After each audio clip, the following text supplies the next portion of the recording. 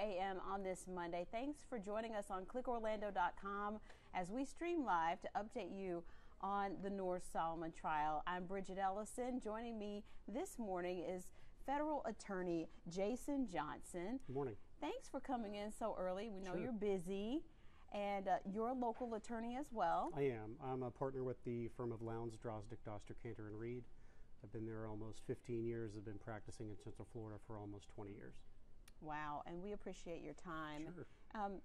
Give us some background on what makes this case so significant, obviously happening in federal court, and some of the differences than, you know, the cases that we're seeing, you know, that happen in Orange County court that tend to be very big and noteworthy. Well, there's certainly a very big difference between criminal trials that occur in federal court and state court. But the biggest thing that underlines this case is obviously the sheer magnitude of the events underlying it, which is the attack on the Pulse nightclub. We have 49 people dead, another 50 people that were injured. But we don't have, what's a little bit different about this is we don't have the attacker on trial. We have his wife, and she is not charged with participating in the attack, but aiding and abetting her husband, who did commit the attack on the Pulse nightclub. And she faces up to life in prison, so just for, if she's found guilty of her knowledge, guilty of knowing and somehow assisting him Right. in any way. Right, and what you just mentioned is important to note, that it's not just her knowledge of what might happen, but that she actively aided and abetted Mr. Mateen in committing the crime. She is not charged with pulling the trigger. She's not charged with murdering anyone. She's charged with aiding and abetting and obstruction of justice, and she is facing potential life imprisonment. This isn't a death penalty case, and that has an impact on the case in an important manner that's coming up this week. But this is a trial where she's not being charged with killing these people. The fact that the crime did occur is an important element to proving the charges against her, but they don't have to prove that she actively pulled the trigger on anybody, which she obviously didn't. She wasn't there. Mm-hmm. But this is not a death penalty case, and that comes into play because at the end of the jury selection process, each side will have what are called peremptory challenges. So right now the judge is asking questions of each prospective juror, basically to find out whether they have any biases which would prevent them from being unbiased in their analysis of the facts or the evidence. And so at the end of that process, then the judge will dismiss certain potential jurors from sitting on the panel, which he has already done. And then those that aren't dismissed get passed through to the next step of the process.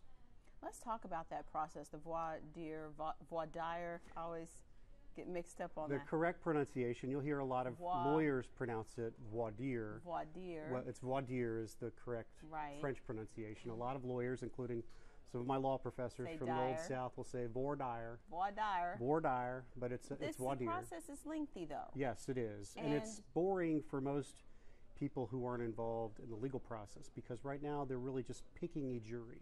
You're not hearing any of the evidence that's going to be presented to the jury.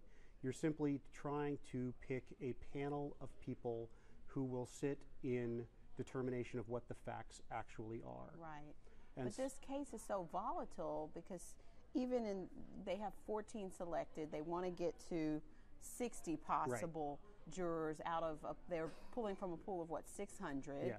And I think on Friday they questioned 15, and 8 of that 15 knew or had some connection to the victims of Pulse. So and it's interesting that Judge Byron did not automatically dismiss people who have some connection to the victims or this case. And that's something you're going to see, I think, throughout this process. We have 49 people who were killed and another 50 people injured. That's 100 families in this community who were directly impacted. And then you have indirect impacts on every person that those 100 families touch. It just seems like those degrees of separation are so well connected that it's going to be difficult to find 60. Right, and you kind of touch on something that is a common misconception, not that you have it, but a lot of people, you'll hear them say, well, we can't have the trial here, too many people know about the case. So knowledge of the case is not a bar to your serving on the jury. Being connected in some way is not a bar to your serving on the jury. What Judge Byron is trying to determine right now is, can you be unbiased in considering the evidence that's going to be presented in court? Right. If you can be unbiased, then notwithstanding the fact that you may have some connection to the case, you potentially can sit on this jury. And what he's doing right now is not selecting the ultimate jurors. He is selecting a pool of people. And remember, there were 1,000 questionnaires that were sent out to registered voters. About 600 were returned. And then they are picking from that pool of 600 people. And that's already different from what you see in local court. Yeah, sure. So, and I actually just sat, didn't sit on a jury, but I was called to jury duty in state court a couple of weeks ago. And when you go for that, you go and sit in a large room, and then depending on the number of juries they need to select for the day, they simply call up a large pool of people, and you go in for each individual case. This is a little bit different, but right now they're pulling people into the courtroom, and Judge Byron is questioning each of them to determine whether he thinks they should be stricken from the pool. Once we get through that process, then each side will have what are called peremptory challenges. And that is where you don't have to state a reason that this person shouldn't be on the jury. You can just say, I don't want them, they should be off. And unless obviously the defense doesn't want people who have any connection to be selected. Sure. I mean, each side is looking for different types of personalities to sit on this jury. And what comes into play are the factors that come into play there are what type of crime was committed and what type of defense is being raised. You want really law and order people, if you're the government, people who are going to kind of follow what the law says, people who are kind of upright, upright citizens brigade type folks. And the defense really wants people who maybe women, mothers, people who've been impacted by crime in some way, because jury's defense... I feel like it's so emotionally charged that it is hard to separate emotions from just bias. There's the challenge there for those jurors. Absolutely. To really be honest and say, yeah, I can be unbiased, but, so many people were touched by this. It's an emotional thing. This is a very emotional case for this community, and it is going to be very difficult to find a jury that, notwithstanding the knowledge of what actually happened, and they're going to hear all about that during the trial, but that they can separate those emotions and not be biased by those emotions.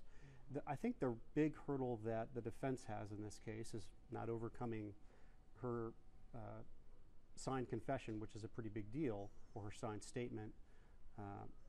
Was that a mistake on her part? A huge mistake. A huge mistake. You think that there was a lot of pressure to do that? Well, I certainly think the government exerts as much pressure as they're legally entitled to do. And if you read Judge Byron's order on the motion to exclude her statements, there was a motion. A lot of the documents that have been filed in this case have been filed what we call under seal. So that means the general public can't look at what is in those papers. And there's still a motion that is shown on the docket as having been filed under seal, but the judge entered an order on that motion. And in that order, he goes through the analysis of why her statement shouldn't be excluded. But that recitation of the facts in that order goes through kind of the pressure that they exerted on her, what she says occurred versus what they say occurred. But little things like when her brother comes to pick up her child, he asks if she can go, and they say, well, we would really like to talk to her some more. Would you be okay staying and answering some more questions? They never answer her question, can I leave? They could have said yes. So that's where the defense comes in too. That's one of the grounds on which they filed their motion to exclude her. And what they were really trying to do was get the statement tossed out in its entirety. Right. There's a theory in the law, in the theory of evidence, called the fruit of the poisonous tree.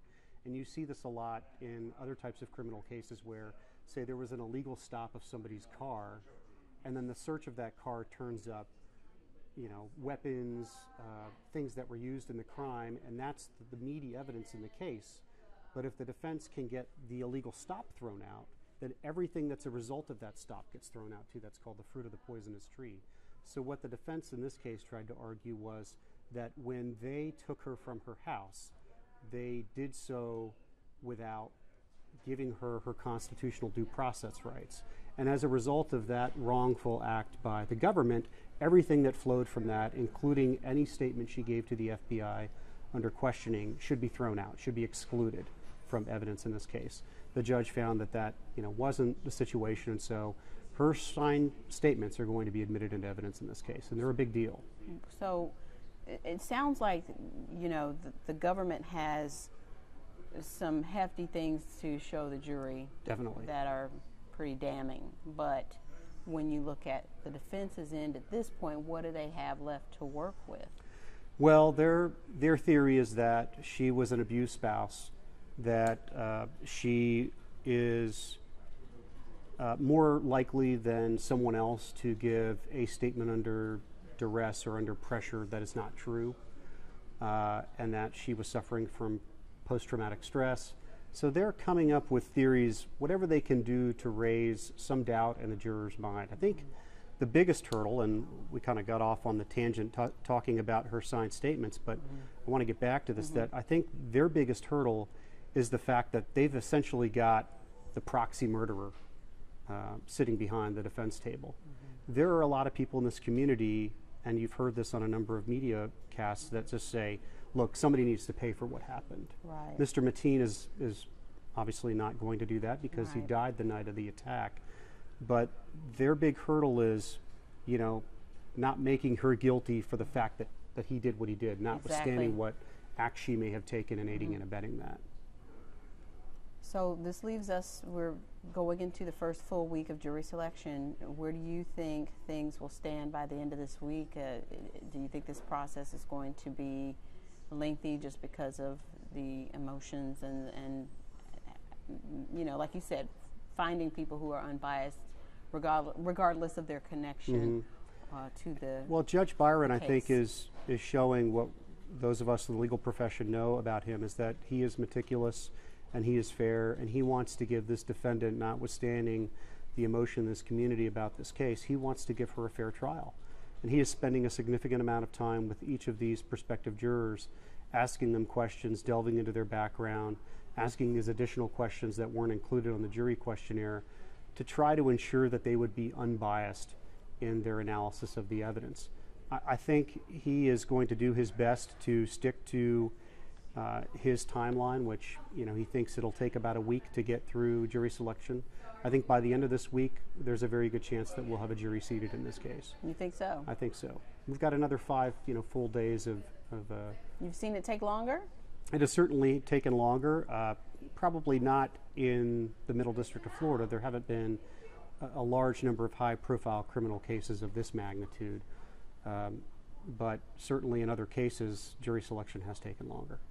Okay. Well, thank you so much, Mr. Johnson. Sure. And we'll be back at 12:30 with more on the Noor Salman trial. We also have our crews out there at the federal courthouse. They'll be providing updates throughout the day on clickorlando.com. We'll also have updates on our newscast coming up at noon on News 6. We hope that you'll join us there. But again, you can always, for more, go to clickorlando.com/Noor Salman trial, or look under news and you'll see a link to the Noor Salman trial for continuing coverage on this case. We'll have you covered.